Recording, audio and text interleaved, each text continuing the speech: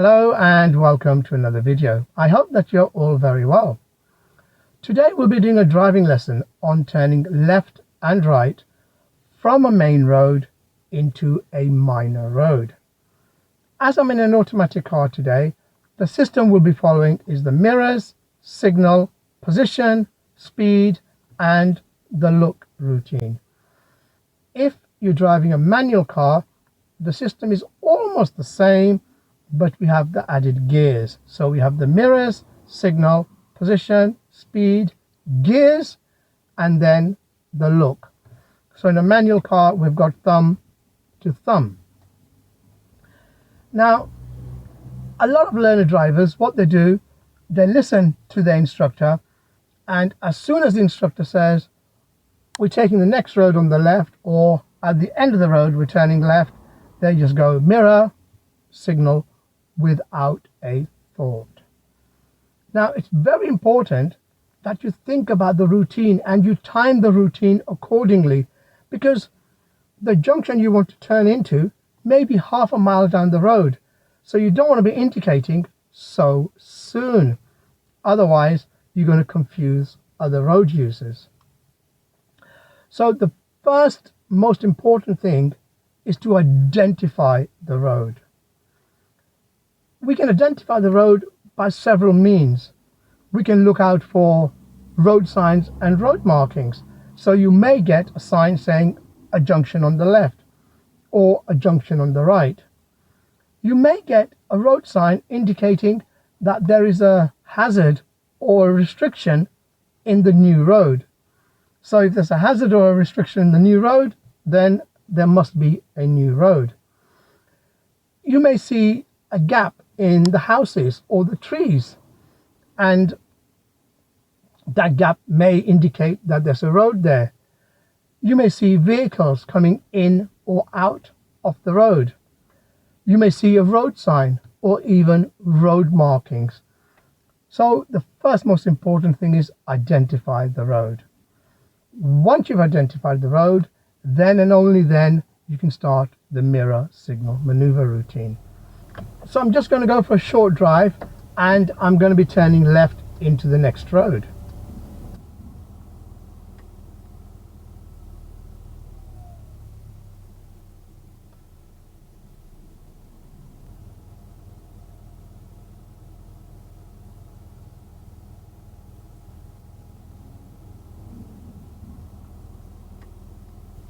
I've identified the road in the distance.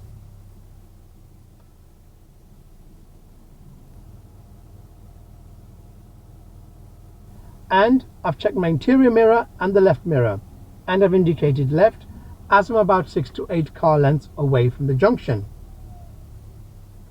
My position for turning left is my normal driving position, which is about a meter away from the curb. In other words, a car door length. Many learner drivers, they go wrong here. Just because they're turning left, they position to the left. That way, it greatly increases their chances of hitting the curb when they are turning. Now that my position is correct, I need to reduce my speed. The ideal speed for the turning is about 10 miles per hour. If you're driving a manual car, you will also need to change gears, usually into second. However, as I'm in an automatic car today, I don't have to worry about the gear change. It's time to make the observations. Is there any cyclists about? Any pedestrians who may want to cross? Look early into the road. There could be parked cars, and I may have to stop for oncoming vehicles. Do not steer too early, otherwise you'll end up hitting the curb. This is the ideal time to start turning, when you see the curb starting to bend in the bottom left corner of the windscreen.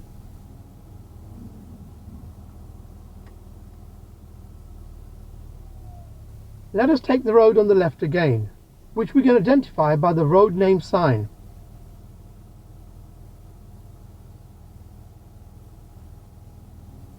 Center mirror, left mirror, signal left, position is already correct.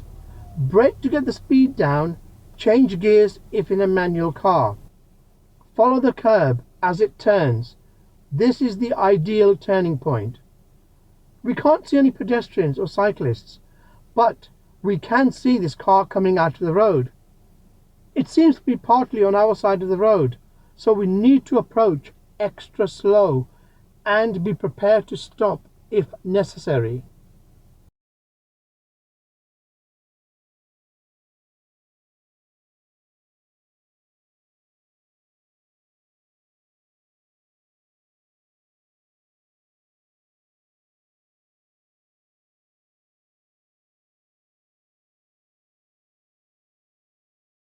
So now that you know how to turn left, let's move on to turning right. The procedure is almost the same.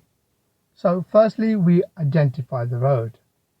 Then we start the MSM routine, checking the center mirror and the right mirror. We then signal. Usually we need to indicate a little bit earlier. So instead of 6 to 8 car lengths, we indicate 8 to 10 car lengths earlier, because we need to change our position. The position we want to take is be as much right as you possibly can without going over the center line. If there's no center line in the road, we want to try to imagine that there's a center line. Usually you get a black tar line where the road joins up, the road surface joins up. So look for that. Otherwise, look for the white hazard line. I'm going to go for a short drive and I'm going to talk you through turning right. I've noticed the junction by the cars turning in and out of it. So having identified the road, we start the MSM routine. Center mirror followed by the right mirror. Now that we're 8 to 10 car lengths away from the junction, I've given the signal. Next, I need to position my vehicle. I want to position as much right as I can without going over the center line. If I look in the side mirror, I should just be able to see the white hazard lines. So once I've got my position, I get the speed down. Remember, to get the speed down, I want to be aiming for about 10 miles per hour. Now, as I'm in an automatic car, I don't need to worry about the gears. But if I'm in a manual car, remember, the gears must be done once the speed is down. This is where a lot of people go wrong. When I turn right, I want to make sure that I enter fully in my lane. One of the ways of ensuring that is to line up my driver's mirror with the hazard lines of the new road, like so. Finally, we move on to the look part of the routine, the observations. The observations are different to those that we make for turning left. Firstly, we need to look at the road ahead, and we need to give way to any traffic that may be going straight on. Even if the vehicle coming straight is turning into the same road that we are turning into, again, we need to give them priority. As a general rule, first priority always goes to traffic going straight. Second priority goes to traffic turning left, and then finally the last priority goes to us as we are turning right. If there is no oncoming vehicles, we need to watch out for pedestrians and cyclists as well. And then we need to look into the new road, look into the road ahead and make sure it's safe to turn. Because if the new road is blocked, what you don't want to do is turn halfway and have half your car sticking out in the main road, which can be dangerous. Once you are in the new road, recheck the mirrors and watch out for any road signs, change of speed, etc., etc. Well, there you have it, turning left and right from a main road into a minor road.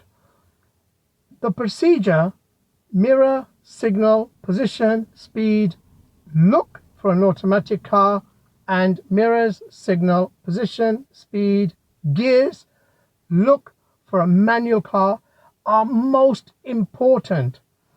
The driving examiner will be using that routine. He or she will be ticking the boxes in their mind. Yes, the person's checked the mirrors, they've signaled, their position is correct, their speed is correct, and their gears are correct. Observations. So if you follow the same routine that the examiner's following, then you'll have a greater chance of passing the driving test. I hope you found this video beneficial. If you have, please give it a thumbs up and do share the video with your friends. Thank you for your time. Bye bye. Take care.